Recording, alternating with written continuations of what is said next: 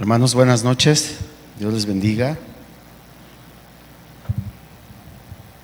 Bueno, a veces también para alcanzar la felicidad necesitamos hacer un alto, reflexionar, y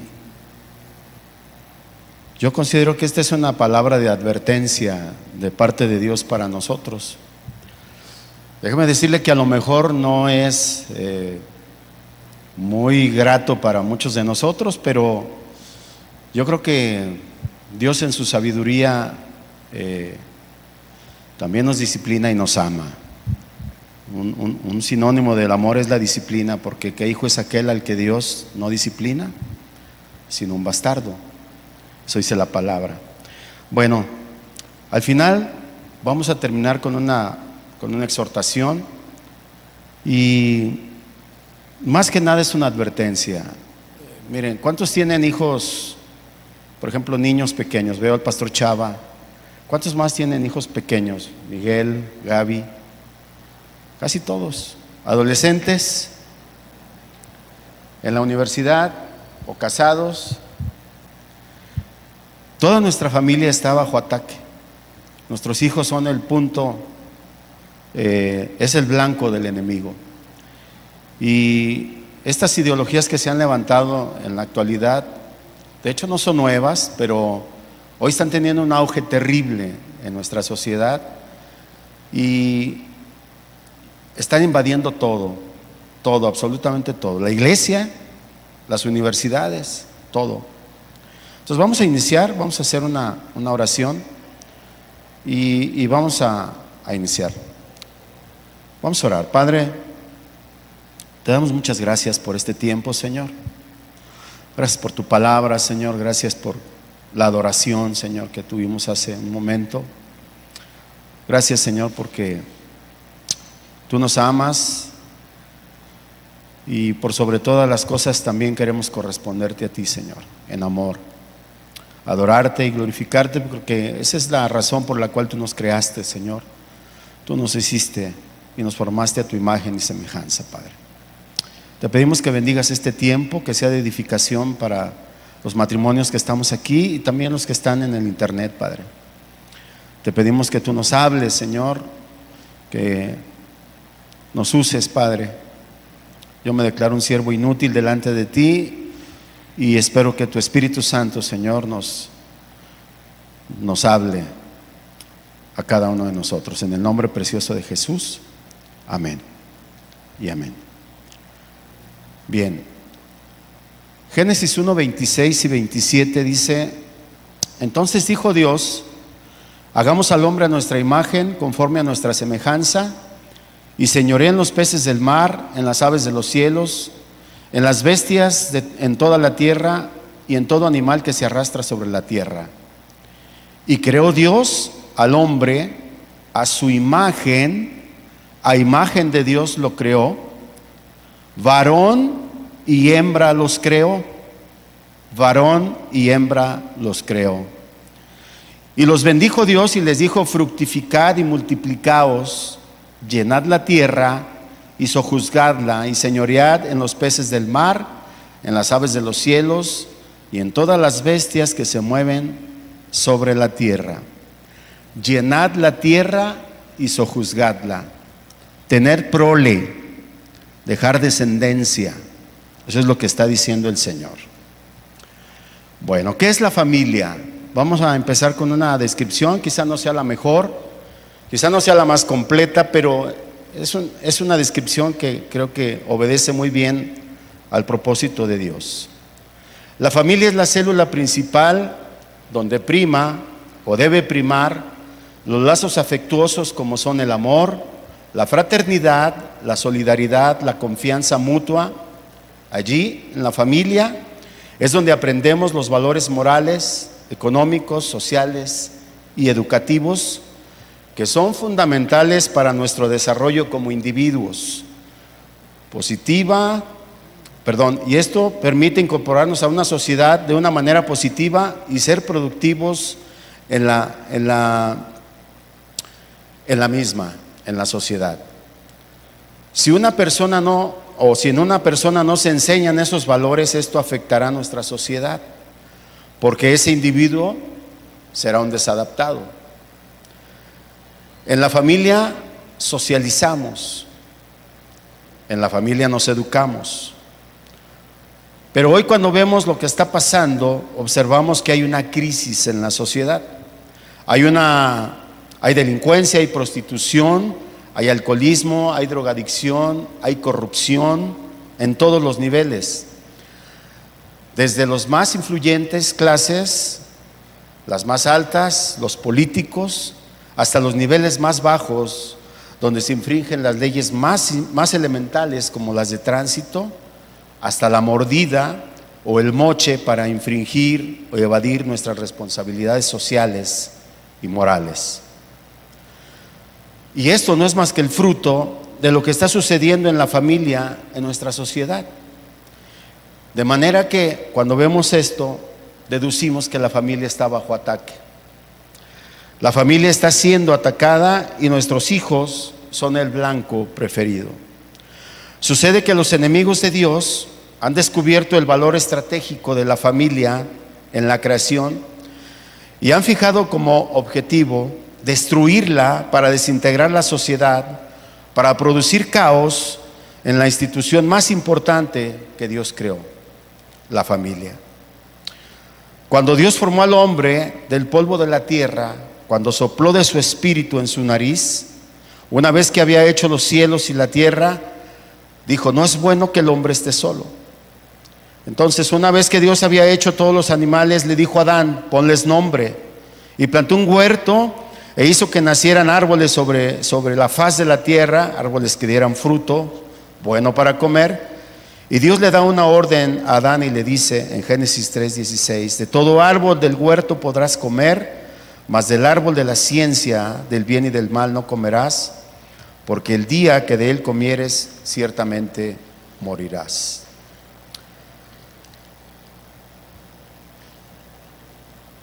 Entonces Dios le da esta orden a Adán antes de la creación de Eva, de modo que Adán estaba consciente de que Dios había puesto un límite en su accionar sobre la creación. Esto es importante. Necesitamos entender que aunque somos la creación máxima de Dios, Dios ha puesto límites en nuestro ser como hijos de Dios. Bueno, después de este mandato en Génesis 3:18, Dios dijo: no es bueno que el hombre esté solo, le haré ayuda idónea. Entonces, después de crear todos los animales, Dios vio que para Adán no había ayuda idónea. Entonces lo hizo caer en sueño y de su costilla creó a la mujer. De su costilla, no de su cabeza ni de sus pies, ¿verdad? De su cabeza para que no estuviera por encima, ni de sus pies para que la pisoteara. De su costilla para que estuviéramos a la par, hombre y mujer. Este es el origen de la familia creada en base a la unión de un hombre y de una mujer. Hago énfasis en esto: un hombre y una mujer. Y Dios establece lo siguiente: dejará el hombre a su padre y a su madre y se unirá a su mujer y serán una sola carne. Génesis 3:24. Ahora, ya en Génesis 1:27 leímos donde hace la descripción que Dios hizo al hombre a su imagen, a su semejanza, y reitera nuevamente: varón y hembra los crió y los bendijo y les dijo: fructificad, multiplicarse, llenad la tierra, sojuzgarla. Y esta es la fuente, este es el origen de la familia, ¿verdad? Bueno, varón y hembra los crió. Déjeme hacer una pequeña reflexión acerca de esta parte. En tanto que estas dos personas compartían o compartimos en igualdad la imagen de Dios, juntas ejercemos el dominio sobre la creación. Esto es por designio de Dios. Y aunque somos físicamente diferentes, Dios lo diseñó así a fin de cumplir el mandamiento de multiplicarnos, ¿sí? Es decir, el uno y el otro no pueden reproducir descendencia sin ayuda mutua. Esto es lo que está atacando la ideología de género hoy en día. Ellos dicen erróneamente, y ellos saben hipotéticamente, que una familia no está compuesta por un hombre y un hombre, o una mujer y una mujer. ¿Cómo se van a reproducir? ¿Cómo van a dejar prole y cumplir el mandato de Dios? Entonces, bajo estos estándares, Dios forjó la institución más firme de su creación, la familia. Antes que formara una ciudad, una gran urbe, antes que formara un país determinado, antes incluso de la gran comisión de nuestro Señor Jesucristo, Dios creó la célula que es la base de la sociedad de todos los tiempos, la familia. Déjeme decirle algo, no fue algo que ocurrió al azar como muchos pueden pensar, que un hombre o una mujer se unen en una caverna y entonces están juntos y por instinto nace la familia. Eso no es cierto. Eso no es cierto. La familia tiene un diseño estructural, no solamente para la procreación o para tener un clan o una comunidad, sino para el cumplimiento y los propósitos de Dios. El primero, adorarlo a Él, reconocerlo a Él como creador de todas las cosas, entender y difundir su palabra como la verdad que rige toda su creación, adorarlo a Él por su misericordia y su bondad, y multiplicarnos y sojuzgar la tierra. Amarlo a Él por sobre todas las cosas, amar a nuestro prójimo como a nosotros mismos. Ahora, ¿dónde se aprenden todos estos principios? ¿En la escuela? No, es en la familia. Todos estos principios se aprenden en el seno de la familia. Estoy hablando de una familia cristiana que conoce del Señor. Entonces la familia es el ente en el que hombres y mujeres aprendemos cómo vivir y cómo convivir con respeto y dignidad con otros seres humanos, aunque no pensemos como los demás. Amén. Dios en su palabra nos enseña a respetarnos por el simple hecho de que somos hechos a imagen y semejanza de Dios. En esta relación con otros aprendemos a respetar a las autoridades, a respetar el espacio del otro, a respetar la libertad del otro y más aún a respetar la vida del otro. Amén. Ahora, cuando observamos nosotros los 10 mandamientos, vemos que Dios establece dos tipos de relación. La primera es una relación vertical con Él en los primeros 4 mandamientos, y una segunda relación horizontal es con todos los hombres. ¿Sí? Amarás al Señor por sobre todas las cosas, no tendrás imágenes delante de Dios, no te harás imagen de ninguna cosa creada, ni arriba en el cielo, ni abajo en la tierra, ni en las aguas debajo de la tierra. Amén. Acuérdate del reposo, del día de reposo. Y el 5.º mandamiento es el mandamiento bisagra. Honra a tu padre y a tu madre para que tus días se alarguen en la tierra que Jehová tu Dios te da. Honra a tu padre y a tu madre para que tus días se alarguen en la tierra que Jehová tu Dios te da. Este es un principio fundamental que debemos enseñar a nuestros hijos. Honrar a Dios, pero también honrar a padre y madre. ¿Sí? ¿Quieren que nuestros hijos tengan larga vida? Enseñémosles estos principios. ¿Sí? Después vienen nuestra relación horizontal con nuestros hermanos. No matarás, no cometerás adulterio, no robarás, no hablarás mal testimonio de tu prójimo, no codiciarás la casa de tu prójimo, la bestia de tu prójimo, la criada, ni su buey, ni su asno, ni nada de su prójimo. Entonces, el mandamiento bisagra es el 5.º mandamiento. Honra a tu padre y a tu madre para que tus días se alarguen. ¿Por qué? Porque el honrar a padre y madre es en esto, en lo que el muchacho es enseñado, primero a respetar a Dios y luego a respetar a sus semejantes. Cuando nosotros enseñamos a nuestros hijos a honrar a sus padres, estamos enseñándoles que deben honrar a todos los demás semejantes. De modo que el hogar es un aula de clases, como se puede ver, como no se puede ver en ningún otro lugar. Allí en la familia somos enseñados, ahí son los principios de Dios. La educación, esta educación de principios y de valores se mama, es en la familia.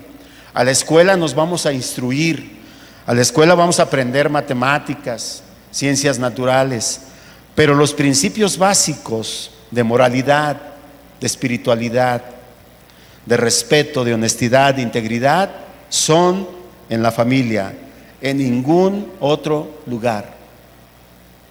Entonces es un compromiso que tenemos los padres de familia. Educar, saber instruir a nuestros hijos en la palabra de Dios. La escuela es un invento que vino mucho tiempo después. La educación en todos los sentidos se mama, proviene del hogar. A la escuela se va a instruir, pero la educación de los principios básicos es en la casa. Y Dios instituyó la familia aún antes de que viniera la gran comisión, como les decía hace un rato, de ir y hacer discípulos a todas las naciones. Lo primero que Dios creó fue la familia, la institución más importante. En el mandato primero de fructificar y multiplicarse está implicado el matrimonio. Por eso Dios dijo: dejará el hombre a su padre y a su madre, se unirá a su mujer y los dos serán una sola carne. De manera que el matrimonio y los hijos forman la familia. Esa es la forma en la que Dios ha estructurado la familia: hombre, mujer e hijos. Ahora, ¿qué será lo que no se entiende de este concepto?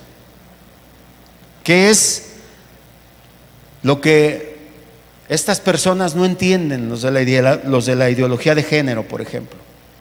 Cuando cada gen de nosotros determina si somos hombres o si somos mujeres. Cada gen de nosotros grita si yo soy un varón o si una mujer es una mujer. Entonces, es lo que es. Somos lo que somos.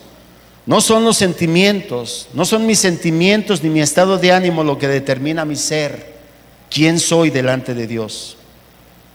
Cuando la estructura diseñada por Dios es destruida o deconstruida, que esta es la palabra que ellos utilizan, todo queda afectado, todo.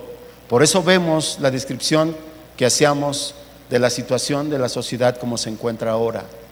Por eso hay delincuencia, hay deshonestidad, hay corrupción, hay todas estas cosas que estamos viviendo.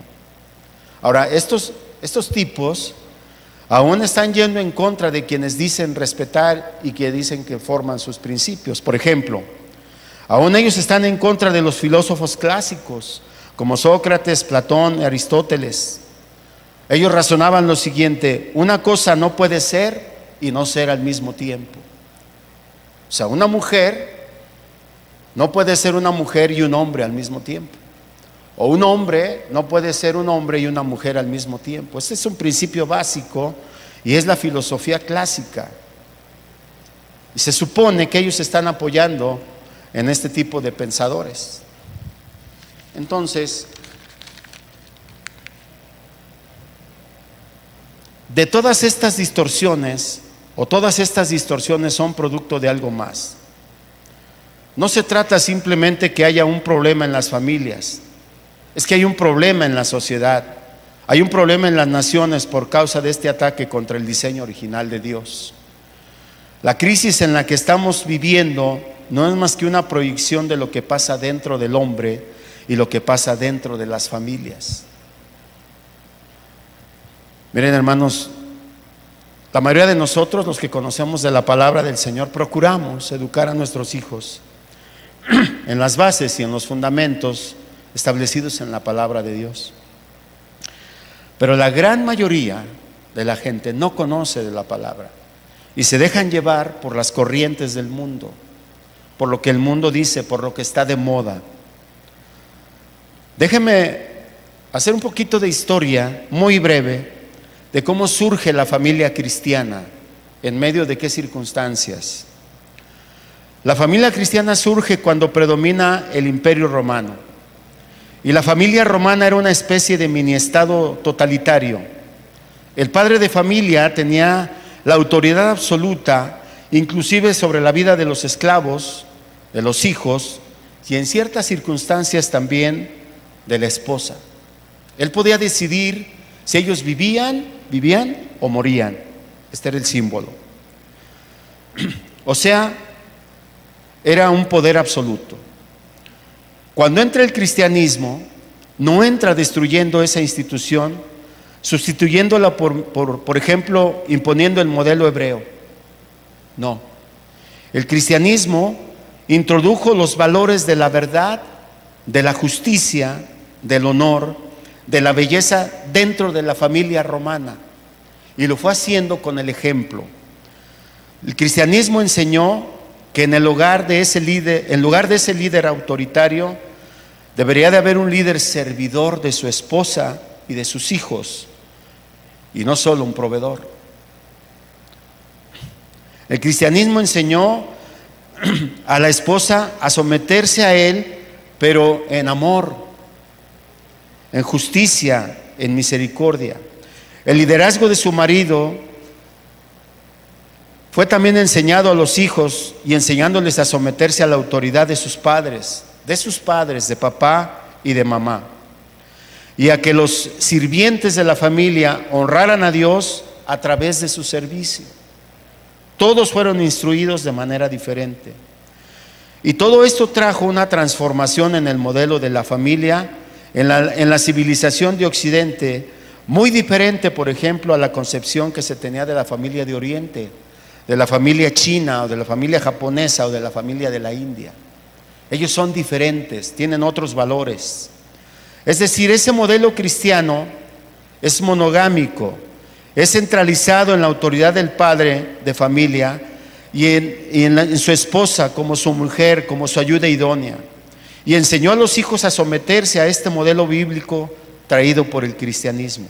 Es decir, dentro de una cultura eminentemente inmoral, pagana y muy cruel, el cristianismo la transformó. Y eso es lo que da como resultado el modelo básico de la cultura de Occidente respecto de la familia y por lo tanto del desarrollo cultural de Occidente.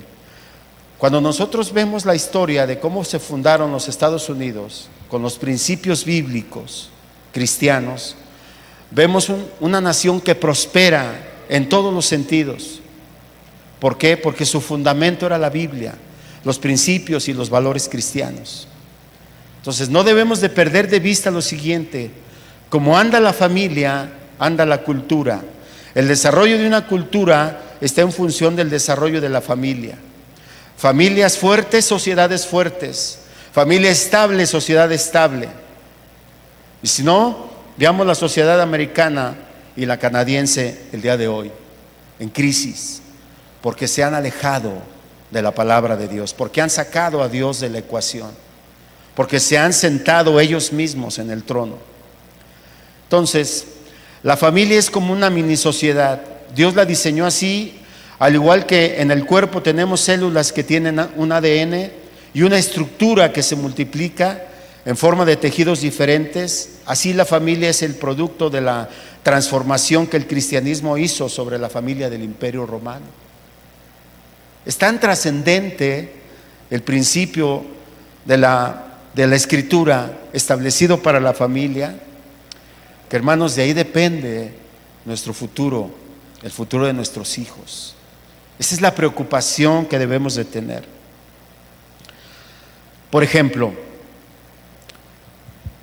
el concepto de patria potestad, originado en el Código de Derecho Romano,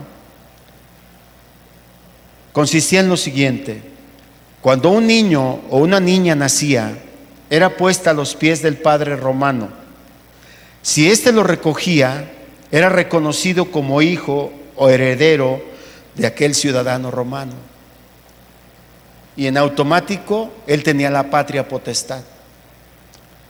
Bien. Pero ¿qué pasaba si no lo recogía?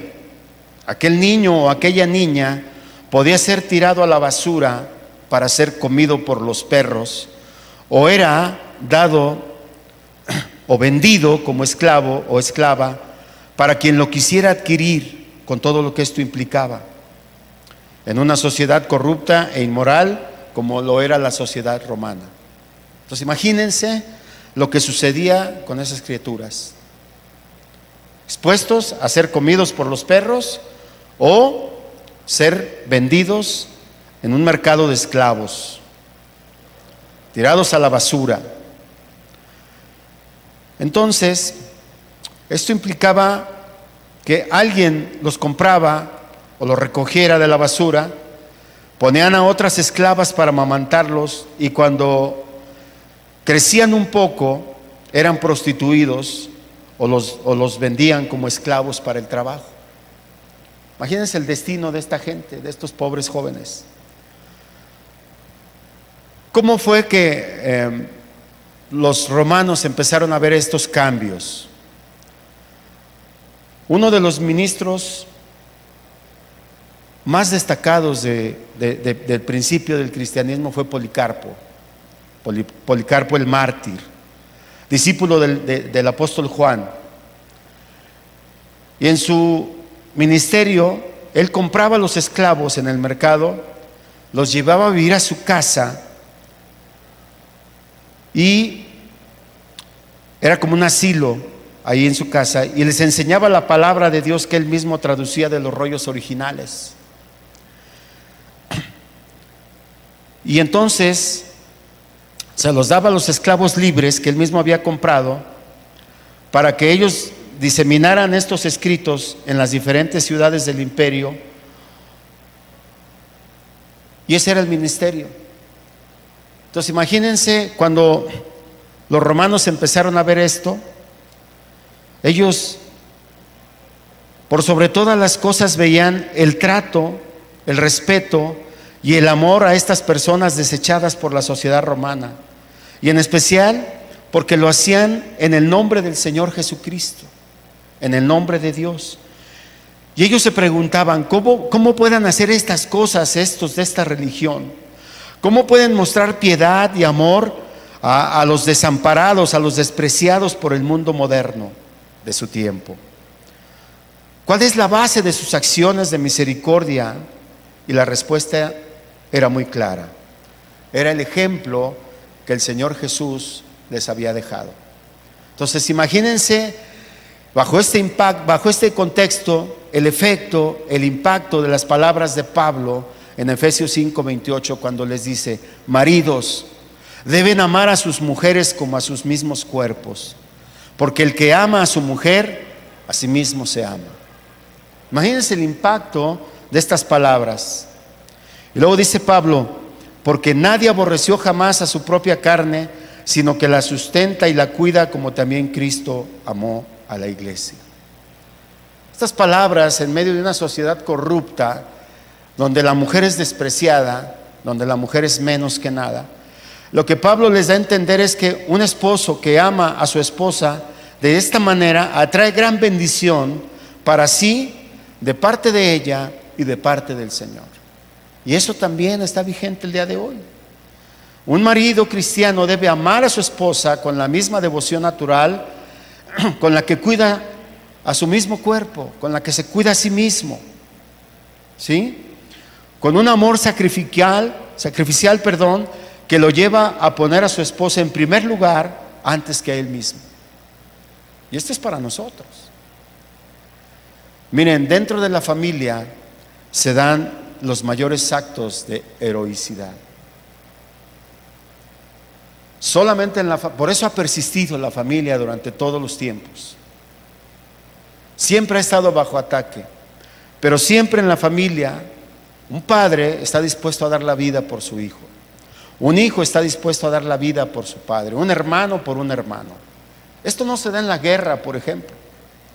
En la guerra, por eso están las medallas de heroicidad, de heroísmo, porque alguien se sacrificó por otro y es reconocido por eso. Pero en la familia esto es natural.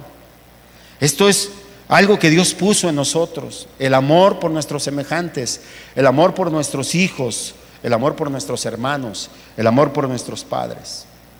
Entonces estos conceptos Eran verdaderamente revolucionarios para esta época.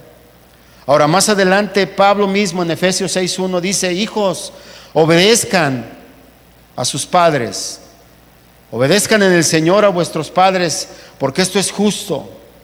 Honra a tu padre y a tu madre, que es el primer mandamiento con promesa para que te vaya bien y seas de larga vida sobre la tierra. Imagínense el impacto de las palabras de Pablo en los hijos de aquella época, porque no veían muy bien a esos padres despectivos, no lo veían muy bien.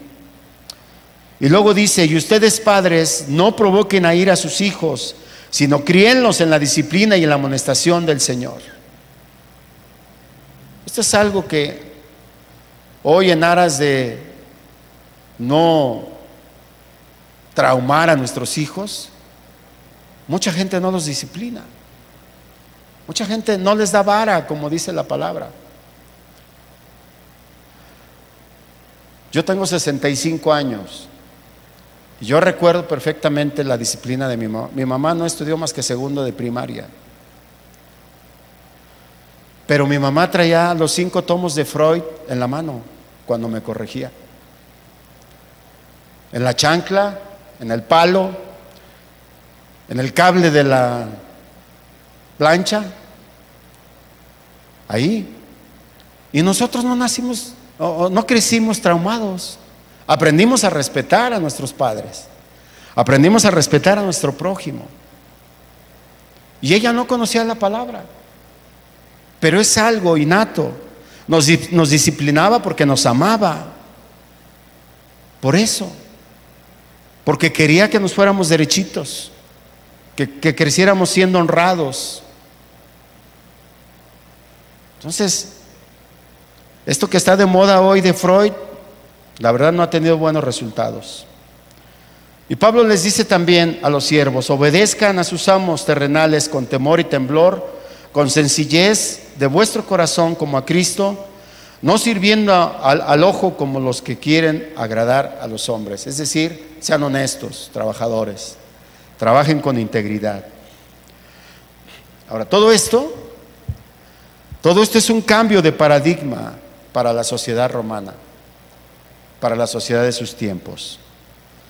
Todo esto trajo una nueva cosmovisión para tratar a la familia, un compromiso diferente al que estaban acostumbrados en la época, una nueva orientación fundamental del corazón, expresados ahora en un concepto fundamental como el amor, el respeto y el honor, basados en el cristianismo, basados en el amor de Dios, en la palabra de Dios.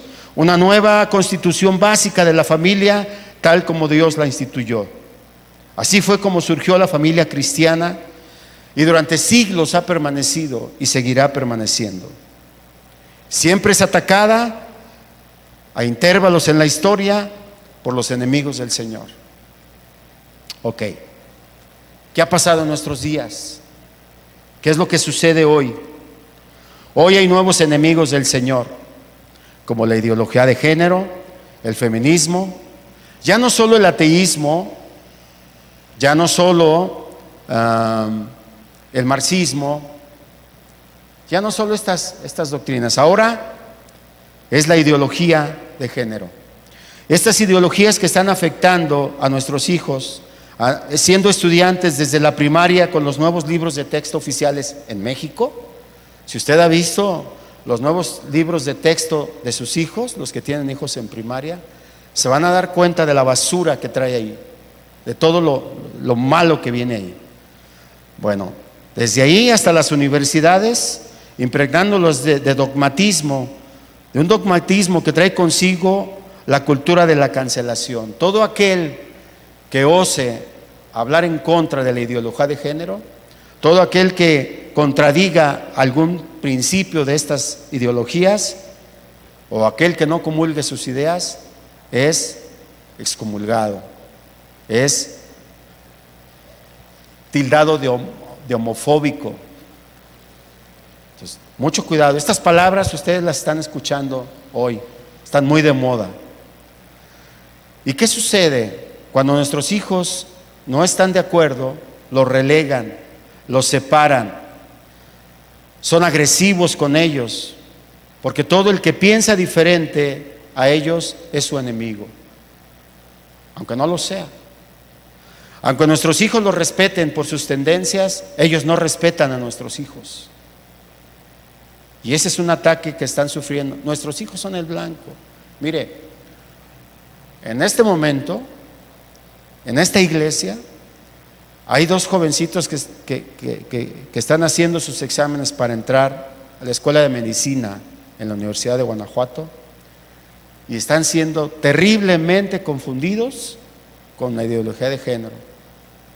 Están dudando de sus principios porque los están adoctrinando. Estamos hablando de jovencitos que ya están a punto de entrar a la universidad. Estamos hablando de jóvenes, por lo menos uno de ellos nació en un hogar cristiano. Entonces, está fuerte el asunto. Entonces, hay una actitud de opresión hacia el contrario.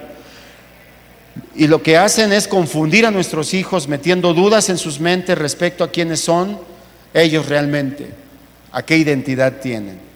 Y si ellos no están fuertes en sus convicciones de identidad, van a ser tambaleados y eso puede traer consecuencias graves, ¿verdad? Hoy prácticamente en todas las universidades han adoptado la mal llamada ideología de género, disfrazada de un lenguaje más o menos rebuscado, más o menos sofisticado y patrocinado por grandes estructuras de poder globalista. Todo lo que ustedes ven en los comerciales, en el cine, en donde quiera, todo está apuntando a la ideología de género. En donde quiera vemos pañuelitos verdes y banderas del arco iris. Todo apunta a eso. Están en todos lados. Mire, yo soy egresado de la Universidad de Guanajuato. Tengo 32 años que salí de la universidad.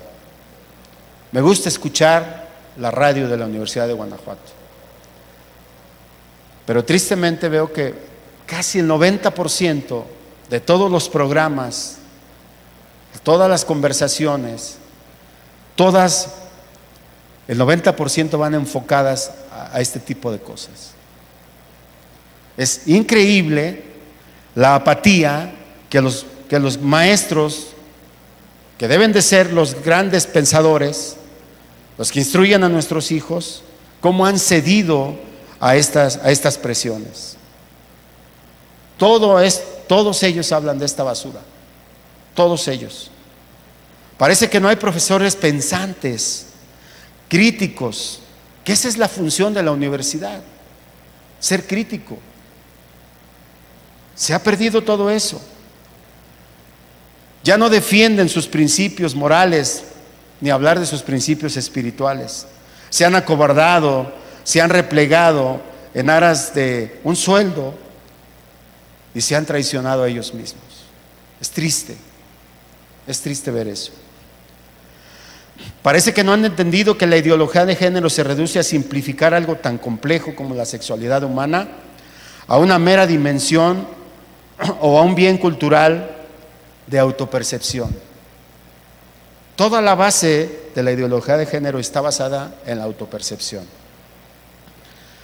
Es que yo estoy atrapado en el cuerpo equivocado. Es que yo soy una mujer atrapada en el cuerpo de un hombre. O es que yo soy un hombre atrapado en el cuerpo de una mujer. Es como yo me percibo. Son mis sentimientos. Un mero constructo cultural en donde ser hombre o ser mujer sería en sí mismo el capricho de una sociedad que ha definido una cultura específica, que ha creado la familia masculina, que ha creado la ficción masculina y la ficción femenina. Y el autoidentificarse bajo alguna de estas ficciones define lo que se llamaría la ideología de género o la identidad de género. Y pretenden que estas autopercepciones nos definan coactivamente para el resto de los que vivimos en esa sociedad en la cual se encuentran estos seres confundidos. O sea, quieren que todos pensemos como ellos.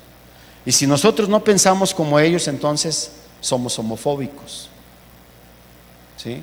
Pues cuidado con eso. Entonces, ¿cuál es el problema de la ideología de género? Niega la biología. Incluso niega la propia teoría de la evolución y no considera las leyes de la genética. Hoy hay una biofobia en las ciencias sociales que no permite que la ciencia avance. Mire, escuchamos frases tan absurdas en jóvenes universitarios como esta. ¿Quién nos metió en la cabeza esta idea del binarismo sexual? O sea, ¿quién nos metió en la cabeza que solamente hay hombre y mujer? Es lo que dicen. Es como preguntar quién nos metió en la cabeza la idea de que tenemos hambre, por ejemplo. Pues es algo natural. Es parte de nuestra naturaleza. ¿Por qué asumimos que los ojos son para ver? O que los pies sirven para caminar, o que las manos son para tomar, o que los oídos son para escuchar. ¿Y por qué no asumimos que los órganos sexuales son para reproducirnos? O sea, es algo natural. Somos una especie sexuada. El principio de la vida en nuestra especie es la reproducción. Nosotros vinimos al mundo programados para hacer copias de nosotros mismos. Eso es lo que dijo Dios: fructificad y multiplicaos. ¿Sí? La sexualidad es binaria, no hay otra. Macho y hembra, hombre y mujer. Casi termino. Génesis 1, 27, 28 lo leímos. Y creó Dios al hombre a su imagen, a imagen de Dios lo creó, varón y hembra lo creó. Y los bendijo Dios y les dijo: fructificad, multiplicaos, llenad la tierra, sojuzgadla, tengan prole. De modo que no hay un tercer sexo. No lo hay. No hay lo que antes se llamaba hermafroditismo. Esto es una falta de definición del sexo. Es decir, alguien que no ha desarrollado completamente su sexualidad, pero esa es una anomalía genética excepcional que corresponde al 0.002 de la población mundial. O sea, entonces esta es una anomalía de la especie humana. El 99.99% de la especie humana es macho o es hembra. Cada célula de un varón grita que es un varón, lo que les decía hace un rato.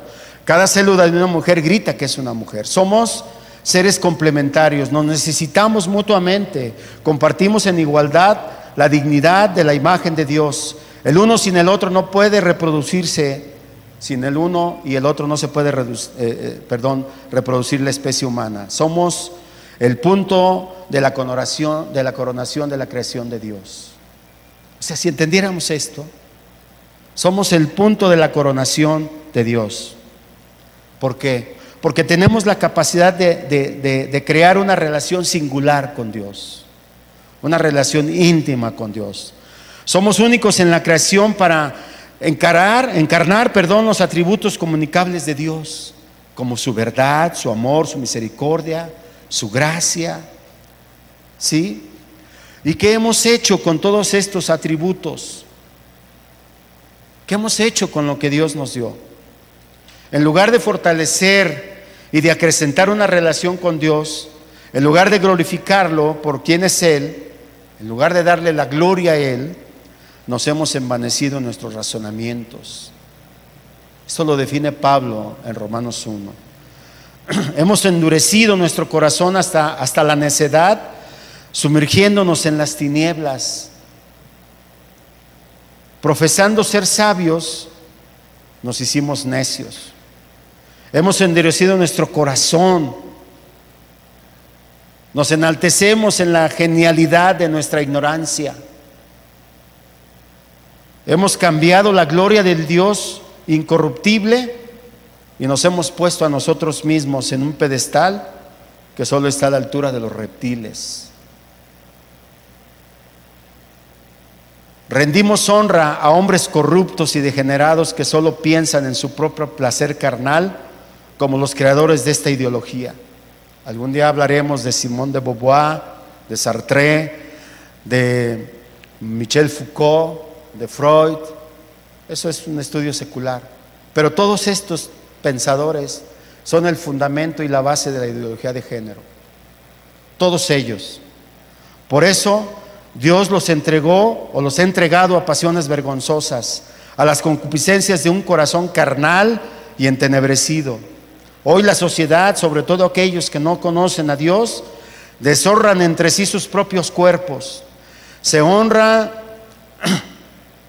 a sí mismos, se dan culto a sí mismos, dan culto a su ser antes que a su Creador, olvidándose que Él es el bendito por los siglos. Se han sentado en su propio trono. Por eso Dios los entrega a pasiones vergonzosas. Por eso sus mujeres cambiaron el uso natural de sus cuerpos por el que es contra naturaleza. De la misma manera también los hombres dejan el uso natural de las mujeres y se encienden en su lascivia unos con otros y cometen hechos vergonzosos, hombres con hombres. Por eso reciben la retribución debida a su extravío. Por eso el hombre moderno, el hombre posmoderno, cosecha el fruto de su carácter autodestructivo, de este pecado de homosexualidad, del cual el SIDA y otras enfermedades de transmisión sexual en la actualidad son una evidencia espeluznante. No debemos engañarnos nosotros mismos, hermanos. Todo pecado tiene consecuencias.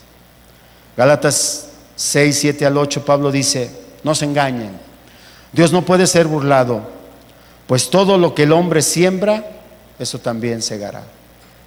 El que siembra para su carne, de la carne siembra corrupción. El que siembra para el Espíritu, del Espíritu segará vida eterna. Concluyo con algunas preguntas. ¿Qué estamos sembrando hoy en nuestra familia? ¿O qué dejamos que otros siembren en ellos? Porque lo peor es que muchas veces ni siquiera ponemos la atención suficiente para educar a nuestros hijos en casa. Y dejamos que otros los instruyan. Dejamos que otros los confundan. Mire, escuchaba el testimonio de un niño de 8 años de edad. Llegó, esto lo cuenta su mamá. El niño llegó de la escuela, se bajó del transporte, con una cara de preocupación. Entró, ni siquiera saludó a su mamá y se metió al internet. Y su mamá le inquietó, lo dejó. Y de rato el niño seguía más confundido. Hasta que su mamá le pregunta y le dice: ¿qué tienes, hijo? ¿Qué pasa? Dice: oye, mamá, ¿los hombres nos podemos embarazar? No, hijo. Es que en la escuela la maestra nos dijo eso, que los hombres se podían embarazar. Y yo no me quiero embarazar. Dice: llego y veo en el internet, y en el internet le hago la misma pregunta y el internet me contesta que sí, que me puede embarazar. Busco en otro lugar y todos me dicen lo mismo. Entonces, afortunadamente estaba ahí su niña de 11 años y le dice: es que estás buscando en el lugar equivocado. Busca en la Biblia. Y dice esta señora: los maestros, la visión de los maestros ha cambiado. Y la figura del maestro ha cambiado para nosotros los padres de familia. Porque ahora, en lugar de ser una figura de respeto, una figura de autoridad en la escuela, se han convertido en probables mentirosos. Imagínense lo que esto está sucediendo. Imagínense la confusión a lo que nos están llevando a nuestros hijos. Entonces, ¿qué estamos sembrando en ellos? ¿Qué estamos enseñando a nuestros hijos? ¿Nuestros hijos resistirán los embates de estos degenerados sexuales? ¿Están preparados para ello? ¿Cómo estamos fundamentando a nuestros hijos? ¿Sobre qué bases los estamos educando en la familia? ¿Quién realmente está discipulando a nuestros hijos? Y es más, ¿quién nos está discipulando a nosotros mismos? Porque déjeme decirle algo, esto ya ha entrado a la iglesia. Y hay iglesias que están casando a parejas homosexuales y parejas lesbianas. Esto ya está sucediendo aquí en México. Todos estos cuestionamientos son necesarios y nos desafían para tomar conciencia acerca de cómo está nuestra familia. acerca de cómo está nuestra esposa y nuestros hijos para nosotros como varones, y a ver cómo estamos también nosotros como esposos. La Biblia nos exhorta entonces a ser vigilantes, atalayas en nuestro hogar. Un atalaya es alguien que está en una posición o un estado desde donde se aprecia la verdad. Nosotros debemos ser atalayas para defender la verdad. Un atalaya es alguien que registra desde la atalaya, desde una posición alta, una torre, para avisar lo que descubre, bueno o malo, para describir a los enemigos o a los amigos. Una torre llamada atalaya se construía más alta que los muros de una ciudad y servía como un fortín. Cuando el enemigo se acercaba, se podían observar desde allí, y las armas arrojaban los proyectiles sobre los hombres que intentaban tomar la ciudad. Parece ser que hoy no hay atalayas en la familia cristiana. Parece ser que hoy ese lugar está vacío. ¿Qué clase de atalayas somos nosotros? ¿Cómo defendemos la integridad de nuestra familia? ¿Los instruimos con la palabra de Dios? ¿Oramos por ellos? ¿Intercedemos por ellos? Un atalaya es aquel que aprecia el bien y la verdad y advierte a sus hermanos, a sus compatriotas, pero esto requiere valentía. El problema es que también nosotros, como padres de familia, nos hemos acobardado. Preferimos callar antes que meternos en problemas. Preferimos vivir bajo mentira por estar bien, en lugar de conflictuarnos por la verdad. Pero déjeme decirle algo, y con esto cierro. Ser cobarde es un pecado que Dios castiga. ¿Dónde me baso en ello? Apocalipsis 21. En el capítulo del cielo nuevo y la tierra nueva, la visión de Juan del tabernáculo de Dios y la promesa de que Dios estará con ellos y de que ellos serán su pueblo, tiene condicionantes. Y la condicionante es que el que venciere heredará todas estas cosas, y yo seré su Dios y él será mi hijo. Pero los cobardes y los incrédulos, los abominables y homicidas, los fornicarios y hechiceros, los idólatras y los mentirosos tendrán su parte en el lago de fuego de azufre. El primer pecado en Apocalipsis para condenar a aquellos que no alcanzaron la salvación es la cobardía. Y eso es algo que nosotros debemos de tomar en cuenta. Debemos de luchar. Un cristiano, un varón, una mujer cristiana deben de ser valientes para pregonar la verdad, no acobardarnos. Si nos tenemos que meter en problemas en aras de defender a nuestra familia, tenemos que hacerlo. Dios nos va a pedir cuentas a nosotros los varones. ¿Qué hicimos con nuestra esposa? ¿Qué hicimos con nuestros hijos? Y no le vamos a decir, Señor, es que yo no me quería meter en problemas. No es justificación. Amén. Es una exhortación, hermanos. Tomémoslo en cuenta. Vamos a orar, vamos a darle gracias al Señor. Padre, te damos muchas gracias, Señor. Gracias por tu palabra, Dios. Yo creo que nos has hablado, nos has advertido, Señor. Nos has puesto en alerta. Tenemos que ser atalayas de nuestra familia. Tenemos que luchar por la verdad. Tenemos que defender a nuestra esposa, a nuestros hijos, a través de tu palabra, Dios. Danos fuerza, Señor. Danos fortaleza en ella. Danos sabiduría, Dios. Por favor, te lo pedimos en el nombre de Jesús, Dios. Amén y amén. Muchas gracias, hermanos.